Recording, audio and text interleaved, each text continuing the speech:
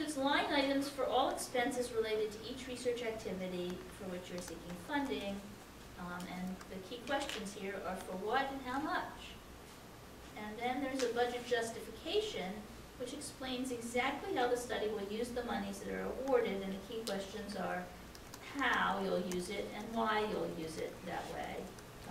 And then, obviously here, again, thinking about alignment, making sure that your budget items align with your research activities and that your budget justification aligns with your budget line items. I've been on proposal approval processes at the national and state levels.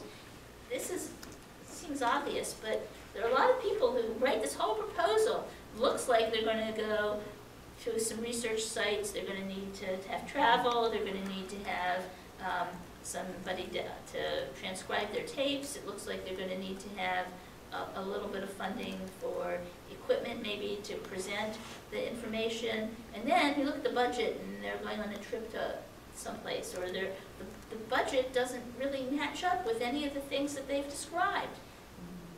The budget really has to be very closely aligned to the activities. And so we kind of force that issue with the budget justification. In this particular grant, we can have salaries for research support, and we do restrict this sometimes. One of the things that, there's sort of a prevailing rate of pay for things, and so if someone says, well, I'm going to get a transcriptionist who charges $50 an hour, and another person says, I'm going to get a transcriptionist that charges $15 an hour, the college isn't really using its funds very well to give that transcriptionist $50 an hour. We basically gauge in the $15 to $20 an hour range for transcription services, and so we may sometimes kick things back and say that sounds like it's a little bit out of keeping. There's some transcription services where you pay by the minute of tape, and those are set and they're on the web, and it's hard to find transcriptionists, so if students use those, we pretty much typically go with whatever the prevailing rate is there. Benefits for research support staff. Typically, we don't have support staff beyond the transcriptionist, who's usually employed on a one-time basis and is not a support staff. We have, when students have put in for the full $2,000 because they have matching funds, that means they have $2,000 from us and $2,000 from somebody else, and they have a total of $4,000. They may be employing someone who works in an office, they may be employing that person on overtime or for some other reason, and then they would get into benefits.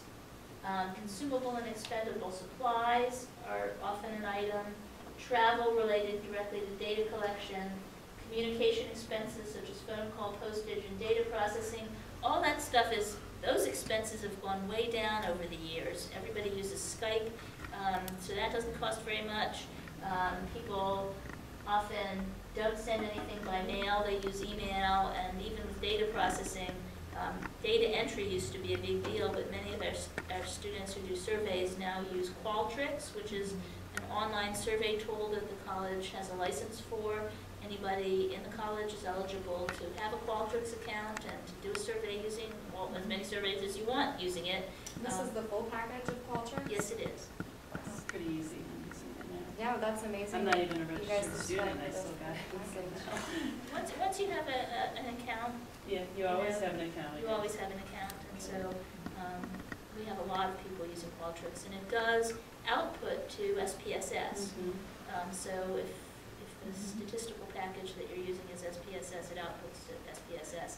It outputs to Excel. I think it also outputs to SAS. So it's very, very user-friendly. And there's YouTube videos. I spent some time just watching it, learned it in about 20 minutes. I'm just going to make light of the most recent proposal review. We had a student, and this comes into play with the budget,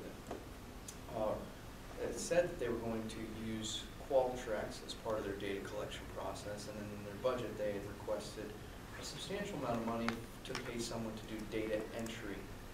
And so there was this disconnect between, well, Qualtrics automatically kind of inputs that data into, or allows you to put that data into SPSS, and so there wasn't an explanation in the budget justification. So that's one example where the budget justification could come into play, where that individual could have done a better job explaining, if it wasn't just an error for whatever other reason, could have explained, what is the purpose behind this? Why do I need to pay someone for data entry if I'm going to go and use Qualtrics? And so that's where these two entities, these two different components of the application process really come into hand. That having a budget table and then providing really good, thorough explanation of, what is intended by those monies for that line item. Also, I think in a budget, it's incredibly important for you to give us the entire scope, a budget for the entire scope of the project.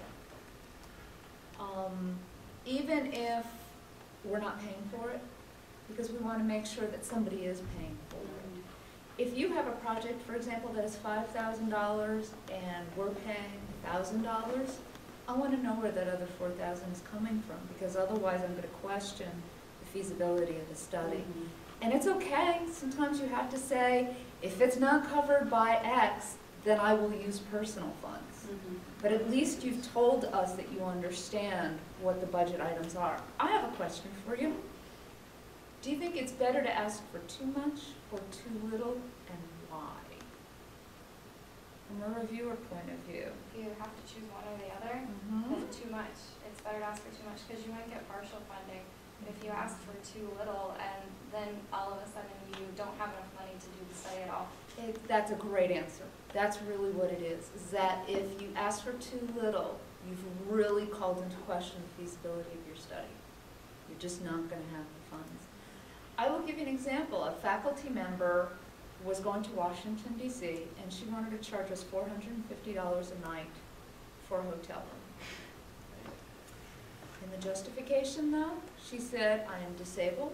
This is the hotel that is closest to the archives, and an aide from the archive will take me to and from the hotel, so I do not have to bring my own personal aide, which would have cost X. We funded it, not because she was disabled, but because she, formulated a justification that really justified that expenditure. I tell people, for the OURC, we once paid for a faculty member to go play golf at St. Andrews. If we will pay for that, we will pay for anything, as long as you justify it in your proposal and you justify it in your budget. He was an architect. He was specifically designing golf courses. He had to play them in order to understand how to design them. I still shake my head, but we funded it. Anybody going into a public school system, though, needs to know that this rule of thumb does not work everywhere. If you're doing an implementation grant and you're applying to your local school district or the Ohio Department of Education, sometimes, and they're competitive, sometimes it's a bidder's war on how low you could go, and this is true for some evaluation projects as well. I bid on an evaluation project for the ODE a couple of years ago. We won it at OU, but part of what we had to do was we had to guess what other people were going to charge for the project, because they counted what your bottom line was in the determination. It had points towards it, and so a lower bottom line gave you more points towards the project. You don't want to starve the project. At the same time, you want to, in that case, be very clear about how you're going to be efficient. Yeah, I think efficiency is important. And also sometimes there's what we call institutional support. You know what you can charge the sponsor, and there may be that bottom line in order to be competitive. But honestly, if your project isn't feasible within that budget line, you better be telling me where the rest of the money is coming from. And sometimes that does come from the, we have graduate students. We're not paying faculty members on these kind of grants. That's the kind of issues that we might have to deal with in order to be competitive. But don't undercut yourself by, God forbid, getting a proposal and not being able to do it. That's the only thing that's worse than not getting a proposal, is actually getting the grant and not being able to do it.